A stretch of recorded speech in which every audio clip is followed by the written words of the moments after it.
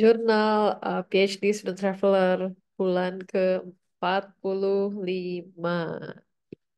Halo, kembali lagi nih di jurnal yang tidak henti-hentinya ada. Semoga teman-teman semua di sini sehat. Kali ini saya pengen cerita sedikit tentang apa yang baru saya lakukan beberapa hari lalu, baru banget. Tentu sekarang ini bulan Juli ya, dan ini tentu bulan pertengahan summer. Jadi entah kenapa saya ngerasa summer itu terlepas dari uh, musim yang panas sumuk di Jepang ya, yang kadang bikin pengen cepet-cepet summer udahan, tapi summer di Jepang yang udah saya lewatin selama ini berarti tahun keempat ya, udah 4 tahun terakhir ini kadang ada momen-momen yang cukup berkesan gitu ya, yang kadang bikin terkenang gitu. Dan tentunya tahun ini saya juga ingin banget mencoba menghabiskan waktu summer saya juga selain menyelesaikan yang harus diselesaikan, saya juga pengen banget menikmati summertime gitu ya. Entah dengan traveling atau menikmati ngelihat festival atau makan makanan yang mungkin cuma muncul pas summer gitu ya. Mungkin contohnya kayak apa namanya? Kaki gori atau shave ice yang biasanya suka keluar di musim panas gitu. Jadi saya mencoba banget menikmati every single day di Jepang karena ini saya harus apa ya reminder berulang karena ini adalah kesempatan berharga dan saya jangan sampai hanya apa tinggal di sini dan ngabisin waktu di sini tuh hanya berkeluh kesah terus juga kayaknya nahan-nahan diri gitu loh buat ngelakuin hal yang menyenangkan di sini gitu. Jadi baru beberapa lalu tuh saya traveling ke daerah utara eh, dan itu mungkin di Pulau Honshu itu daerah terutara yang pernah saya datengin. Jadi sebenarnya kalau di Jepang kan bagian paling utara kan Hokkaido ya. Saya 2 tahun lalu udah sempat ke sana. Tapi di Pulau Honshu ini saya kayak paling mentok tuh pergi ke Tokyo ya. Pokoknya area paling utara. Nah kali ini summer kali ini saya traveling ke Fukushima. Tepatnya di area daerah Shirakawa di Fukushima Selatan. Jadi saya niatnya trip ke sana itu saya mau silaturahmi sama salah satu rekan saya waktu berhaji namanya Mbak Asri. Beliau sendiri udah tinggal di Jepang udah lama banget karena beliau juga menikah dengan orang Jepang. Jadi saya sama teman saya yang asal dari Gunma kita janjian teman saya kita sempat ketemuan di Kyoto terus ngobrol-ngobrol soal apa iya kayak rencana jalan-jalan segala macam gitu dan tiba-tiba saya kayak tertarik gitu dari obrolan itu sebenarnya rekan saya yang tinggal di Fukushima ini udah kayak ya kayak ngajakin gitu ayo apa main ke Fukushima gitu terus saya jujur kalau kalau diajakin kayak main dan ke tempat yang baru tuh saya selalu excited gitu ya cuma waktu itu saya kayak sempat mikir aja sih terkait waktu terkait materi juga gitu ya apa memungkinkan gitu terus ya udah saya pas juga ketemu teman saya yang dari Gunma itu mereka cerita mereka tahun lalu udah sempet main ke sana dan menyenangkan banget jadi kayak apa tinggal di rumah eh, apa namanya rumah kayu Jepang gitu terus pokoknya ngobrol-ngobrol-ngobrol saya ngerasa udahlah ayolah gitu waktu itu saya sempat ngeset apa waktu perjalanannya itu ya awalnya saya ragu-ragu karena kayak sekarang tuh sempat kebentur kayak karena kan saya ada deadline yang kayak belum selesai dan kadang tuh kalau kayak mau pergi tuh ya ada beban ke arah situ lah kayak kalau nih padahal tripnya sendiri cuma beberapa hari doang tapi apa saya kadang suka bimbang aja gitu tapi akhirnya saya ada satu titik kayak ah udahlah pergi aja gitu dan kebetulan saya juga ngetripnya pas ada satu hari libur nasional. Jadi hari Senin itu hari libur nasional. Jadi saya ngambil lah meski saya nambah 1 harian di hari biasa. Saya pikir kayaknya nggak akan berdampak signifikan gitu. Dan saya pikir kapan lagi gitu maksudnya karena ya saya nggak tahu juga ya summer berikutnya saya ada di mana dan lagi apa dan kondisinya gimana gitu. Saya ngerasa kalau selama masih sehat, masih masih ada kemampuan, gak ada salahnya lah buat pergi gitu. Dan saya pengen create kenangan baru lah summer tahun ini gitu. Dan alhamdulillah saya pergi ketemu rekan haji saya, bisa silaturahmi. Alhamdulillah senang banget setelah setahunan ya nggak ketemu karena kan haji tahun lalu saya belum pernah ketemu lagi sama rekan haji saya ini. Terus saya juga ketemuan lagi sama teman saya dari Gunma yang sempat ketemu di Kyoto beberapa bulan lalu. Akhirnya kita kayak bisa main bareng lagi. It feels so great gitu. Bisa ibaratnya ketemu apa ya? Ya semacam saudara seiman yang kita haji bareng terus kita bisa main bareng lagi tuh rasanya sungguh luar biasa gitu. Dan tentu saya nggak punya ekspektasi macem-macem sama Fukushima karena saya nggak tahu juga ya Fukushima kayak apa gitu. Ya pokoknya saya ngerasa lihatlah nanti apa yang apa saya juga nggak googling pokoknya lihat aja kayak apa sih gitu. Dan sebenarnya saya udah dapet kisi-kisi kalau daerah sana ya daerahnya kayak daerah perdesaan gitu-gitu dan saya excited banget gitu ya karena kayaknya ya perkotaan kayak udah aja sih kayak perkotaan gitu. Tapi saya meski pernah ke beberapa daerah-daerah pedesaan di Kyoto, tapi saya pengen juga ngeliat gitu loh di luar Kyoto kayak apa gitu. Dan ternyata pas saya nyampe sana, wah luar biasa sejuk. Saya sempat bingung ini apa emang emang sejuk karena waktu itu masih pagi atau apa emang udaranya sejuk. Ternyata waktu saya seharian pagi siang sore di sana tuh ternyata tidak sepanas sumuk di Kyoto gitu loh. Jadi apa namanya udaranya tuh kayak enak kayak puncak gitu loh kayak di puncak Bogor gitu jadi semriwing sejuk sempet sih ada panas-panas dikit tapi panasnya tuh nggak panas sumuknya tuh nggak separah di Kyoto gitu makanya saya tuh pas nyampe tuh udah cinta banget sama udaranya gitu karena kalau asal saya orang Bogor tuh suka banget sama udara-udara kayak gini gitu kalau kayak Kyoto, summer di Kyoto tuh yang kayak sumuk panas tuh aduh enggak banget gitu. Makanya saya udah enak banget gitu kan. Saya sempat takutnya itu apa di sana juga sama-sama panas tapi ternyata mungkin apa karena pengaruh masih apa masih nature banget jadi lebih sejuk kali ya. Nggak tahu juga gitu ya alasannya gimana. Jadi memang benar-benar daerah pertanian ya dan kebetulan rumah rekan saya tuh kayak semacam rumah kayu benar-benar kayak film di kayak film-film di Ghibli lah kalau mungkin teman-teman tahu film Only Yesterday itu salah satu film kesukaan saya di Ghibli ya kayak gitulah gambarannya gitu jadi kayak apa di rumah-rumah di desa terus depannya tuh ada kebun ada sawah terus ada kita bisa ngeliat dari rumah tuh ada siluet pegunungan gitu dan cantiknya luar biasa gitu intinya overall it was a great and very healing experience. Dan ini di background ini tuh waktu saya nyampe di Fukushima saya alhamdulillah diajak jalan-jalan ya keliling beberapa spot apa spot wisata. Nah salah satunya spot ini. Ini mungkin kalau teman-teman ngelihat rumah kayak gini selalu ingetnya Shirakawa-go kali ya yang ada di Gifu. Shirakawa-go nih ya semacam kayak komplek perumahan tradisional kayak begini nih. Ini disebutnya tuh thatch roof house atau rumah atap jerami ya. Ini kayak rumah-rumah tradisionalnya Jepang. Dan ini tuh bukan di Shirakawa-go tapi ini adalah apa namanya rumah-rumah thatch roof rumah atap jerami yang ada di Fukushima namanya Ouchi-juku. Jadi sebenarnya tuh di Jepang itu rumah-rumah kayak gini tuh ada banyak. Cuma ya memang karena entah gimana Shirakawa-go jadi kayak spot yang paling populer dan kayak hampir kayaknya semua orang Indonesia tuh selalu masukin Shirakawa-go tuh di dalam list gitu.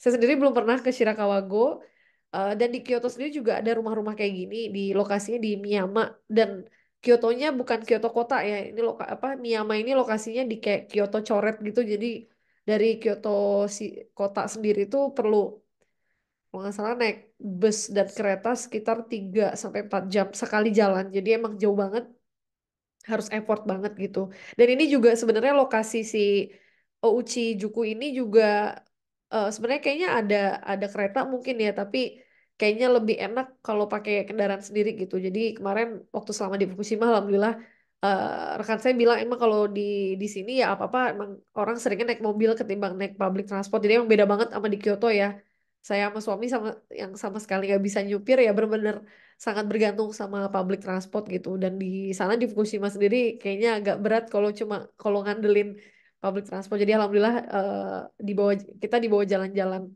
naik mobil dan salah satu spotnya ini gitu. Dan ini kayak puncak tertinggi kayak viewing spot dari atas. Jadi entrance-nya tuh kayak dari mana nih? Nah, dari aduh susah banget sih. Pokoknya dari dari ujung sana nih ya, dari nah dari sini, yes, datang entrance-nya terus kita jalan ke sini, ya ke sini, terus jadinya naik ke atas gitu, terus akhirnya bisa ngelihat apa namanya rumahnya dari atas gitu. Dan menarik banget sih ya, jadi si Ouchijuku ini tuh kayak di zaman Edo tuh jadi kayak tempat singgahan. Mungkin saya nangkepnya adalah kayak tempat rest area buat orang-orang yang lagi ngetrip gitu loh. Jadi dan orang-orang ini orang-orang khusus ya kayak orang-orang tanda kutip kelas atas gitu loh. Jadi mungkin orang-orang yang yang berkepentingan sama urusan negara itu mereka kayak dapat akses buat istirahat di sini, makan, nginep segala macam gitu loh. Jadi intinya kayak semacam tempat singgahan gitu. Dan sekarang sih rumah-rumah ini udah jadi kayak toko-toko ya, udah jadi kayak toko-toko buat turis gitu. Dia ada yang jualan souvenir, jualan snack, jualan makanan gitu. Dan saya sama suami karena waktu ke situnya hujan dan kayak saya kan sama suami tuh hobinya emang apa? Hobinya emang jajan ya dan di sana alhamdulillah ada makanan yang bisa kita makan kayak semacam mochi, terus ada apa tuh kayak tempura, kayak donat tempura gitulah. Jadi semacam iya kayak donat isiannya apa azuki atau red apa pasta kacang merah itu dibalut sama kayak tempura gitu, tepung keras gitu, jadi crunchy crunchy lembut gitu, jadi enak banget. Terus kita juga jajan kayak mochi mochi keju, terus apalagi ya, kayak mochi biasa, mochi isi azuki gitu. Dan ya terus kita juga sempet ngunjungin beberapa tempat lain, kayak ada semacam jembatan di atas kayak sungai gitu, namanya Tono Hetsuri kalau nggak salah ya, namanya Tono Hetsuri. Iya itu saya ngerasa emang belakangan itu mungkin saya ngerasa emang bosen banget sama rutinitas yang gini-gini aja ya.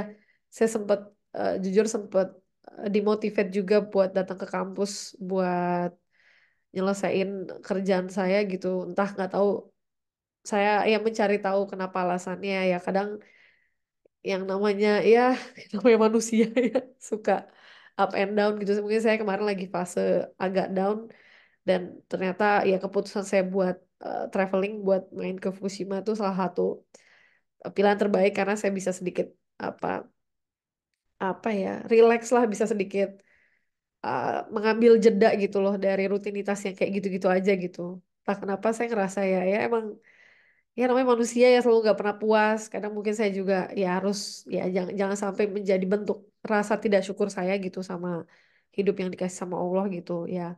Saya harus apa ya harus ya belajar kembali buat bersyukur gitu. Dan ya mudah-mudahan apa namanya ya apa yang saya harapkan terkabul dan tentunya kedepannya bisa apa namanya ya menjalani hidup dengan bahagia. Tentu ya bahagia memang hanya kita yang bisa definisiin gitu ya, tapi alhamdulillah sih setelah ngetrip kemarin saya ngerasa recharge juga meski habis trip capek banget ya, tapi ya namanya juga ngetrip pasti capek, tapi alhamdulillah ada rasa-rasa kayak apa ya ya bahagia, tenang gitu, terus rasa syukur, alhamdulillah bisa dapat kesempatan ngelihat daerah baru gitu. Mungkin sekian sedikit cerita tentang summer trip ini dan tentunya akan menjadi kenangan yang indah buat saya. Memang summer tuh kayak entah kenapa sentimental sih bisa dibilang ya. Meski sebenarnya juga autumn ya sentimental, winter juga kadang sentimental. Sebenarnya setiap season juga ada rasa sentimental sendiri gitu. Tapi summer tuh di Jepang terutama ya entah kenapa emang ya membawa kesan tersendiri lah. Entah saya susah juga ngejelasinnya kayak apa gitu. Nah, selain itu saya mau cerita juga, mungkin ada kabar baik ya, buat saya sih kabar baik ya. Alhamdulillah, kalau mungkin teman-teman di sini notice atau nggak notice, karena juga nggak nggak penting-penting amat sih untuk di notice gitu. Jadi alhamdulillah akun YouTube Student Traveler ini tuh apa udah dapat 1.000 subscriber, yeay. Boleh sedikit seneng lah. Sebenarnya tuh saya sama akun YouTube Student Traveler ini bisa dibilang saya belum belum apa ya, dari awal tuh saya nggak ada, ibaratnya nggak ada plan untuk kayak jadi YouTuber atau intinya ingin ngegarap akun ini tuh dengan serius gitu ya, karena effort yang saya berikan ke YouTube ini bisa dibilang masih belum maksimal gitu ya. Jadi saya ngerasa ya, saya anggap ini hanya kayak proyek iseng-iseng aja gitu. Jadi ibaratnya kalau saya suka, saya mau ngelakuin secara sukarela dan do it gitu loh. Jadi dan saya ngerasa juga konten-konten yang saya bikin ya emang lebih fokus untuk diri saya sendiri aja sih. Dan kalau misalnya ada orang yang nonton dan mendapatkan manfaat ya alhamdulillah gitulah. Jadi mungkin bisa jadi apa namanya hal yang apa ya memberi memberi kebaikan juga gitu. Tapi saya sadar banget kalau akun saya nih enggak, ya masih masih ini banget lah, masih belum dari segi video juga banyak yang gak ada yang editannya, terus ya mungkin ada beberapa yang diedit gitu dan saya ya, tapi dari momentum ini dengan akun saya punya akun apa namanya punya 1.000 subscriber dan alhamdulillah akun ini apa masuk ke dalam apa YouTube Partner Program ya. Jadi eh, apa namanya YouTube ini bisa jadi tempat saya untuk ngembangin konten dan juga konten-konten sendiri bisa dimonetisasi ya. Meski saya sendiri masih awam banget nih urusan monetisasi, masih belajar.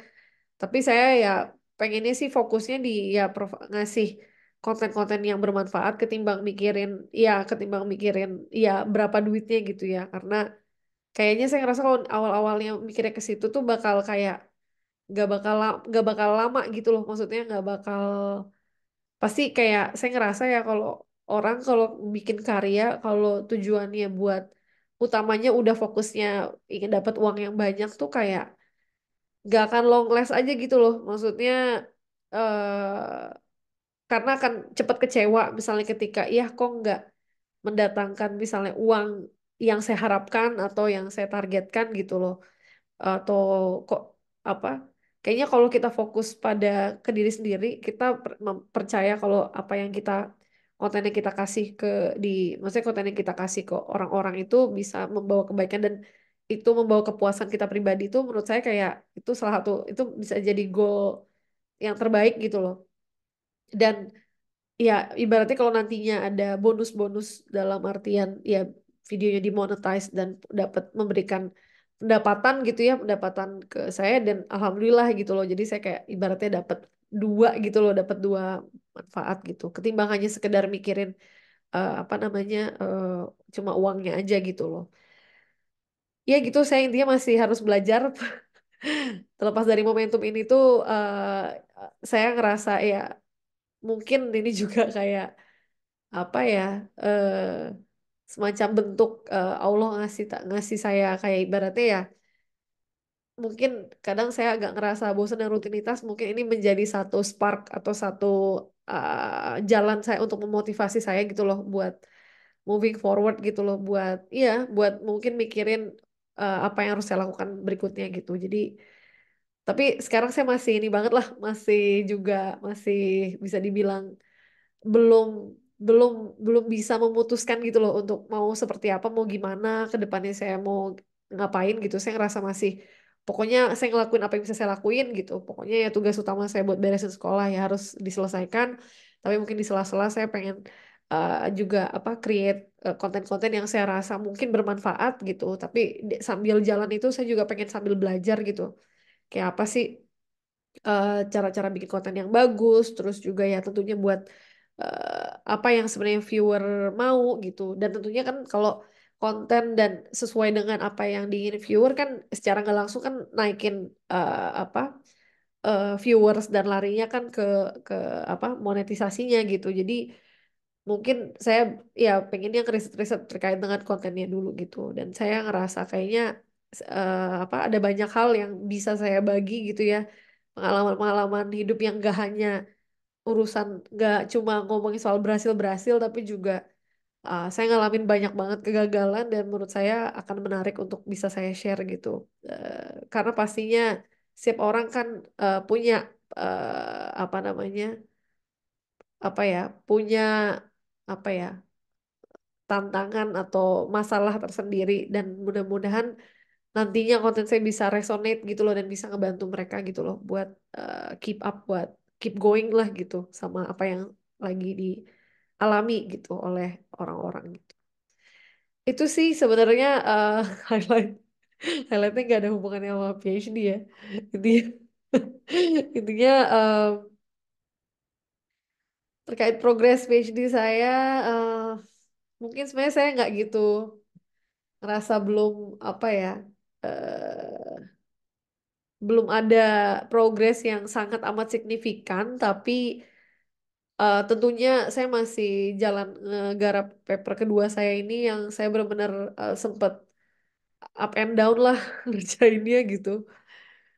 Ya, mau gimana ya, tapi ini alhamdulillah saya hari ini ngerjain sedikit-sedikit, dan mudah-mudahan lah saya dalam minggu ini bisa bisa nyelesain revisian. Jadi ini saya kebetulan lagi udah nerima kayak semacam feedback dari dari supervisor dan lagi mencoba memenuhi apa komen-komen, apa mencoba apa ibaratnya menjawab semua komen-komen dan bisa ngasih revisian yang terbaik lah gitu. Dan eh tapi ya tentu it takes time ya melihat ya apa namanya, ya saya udah bisa menerima bahwa ya untuk ngerevisi hal-hal seperti ini ya perlu waktu sih, saya kayaknya nggak bisa cepat gitu, jadi ya udahlah mau gak mau dilakonin aja gitu.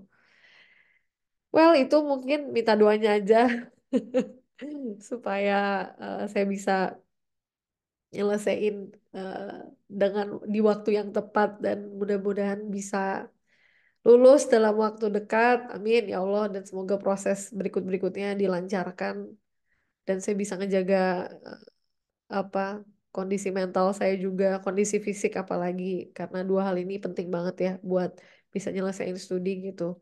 Dan ya saya sebenarnya udah tahu coping mechanism saya sih kalau lagi, kadang kalau lagi stres, kalau lagi apa gitu. Um, Ibaratnya pelarian-pelarian apa gitu tuh sebenarnya saya udah punya gitu ya, ya either main game atau apa, nonton YouTube atau apapun itulah gitu. Dan sekarang saya lagi sempet lagi baca buku juga, dan bukunya menarik, mungkin nanti saya bakal bahas lah di konten terpisah. Judul bukunya Die with Zero. Itu ya so far bukunya menarik sih, meski kontennya beberapa ada yang ya generik aja sih, dan lebih ke arah-arah motivasi umum lah gitu. Yang sebenarnya mungkin orang-orang tahu, tapi menurut saya ada beberapa narasi yang bagus lah buat jadi ajang refleksi kita gitu loh. Itu aja mungkin, sekian jurnal PhD kali ini. Eh, Mudah-mudahan saya bisa bikin konten balik lagi setiap bulan ya. Kemarin-kemarin karena rapel-rapelan mulu. Sekarang mudah-mudahan bisa lebih konsisten lagi per bulan sampai nanti saya wisuda. Intinya jurnal ini akan selesai ketika saya wisuda. Oke, camkan itu. Oke, terima kasih teman-teman yang udah dengerin ya. Semoga sehat-sehat selalu. Bye-bye.